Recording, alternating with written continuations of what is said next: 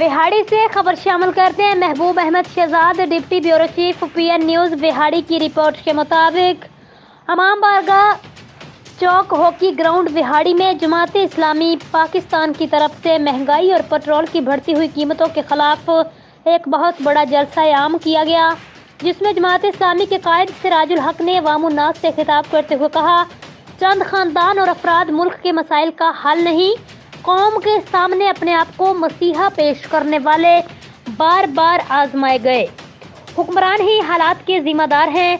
अमीर जमात इस्लामी सिराजुल हक ने कहा, हुक्मरान पार्टियों ने जनूबी पंजाब से वादे किए मगर एक भी पूरा नहीं किया। यहाँ के चंद जागीरदार और वढेरे वोट लेकर गायब हो जाते हैं। सड़कों का बुरा हाल है, किसान बेहाल हैं। जमात इस्लामी इक़्तिदार में आकर तरक्की का रुख जनूबी पंजाब की तरफ मोड़ेगी। सिराजुल हक ने कहा, फ़लस्तीन का मसला पूरी उम्मत का मसला है। इस्लामी ममालिक सिर्फ लफ्ज़ी बयानबाजी से काम लेते रहे तो फ़लस्तीनियों का कत्लेआम जारी रहेगा। अमेरिका और मगरब खुलकर इसराइल की हमायत कर रहे हैं। इस्लामी ममालिक भी दलेराना मौक़िफ़ अपनाएं।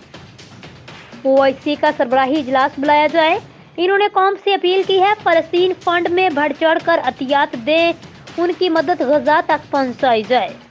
जलसे में अमीर जमात इस्लामी जिला विहाड़ी चौधरी तारक महमूद जट, उम्मीदवार बराए कौमी असम्बली चौधरी अली वकास हंजरा, MNA हल्का PP 232 ने भी कौम से शिरकत और खिताब किया।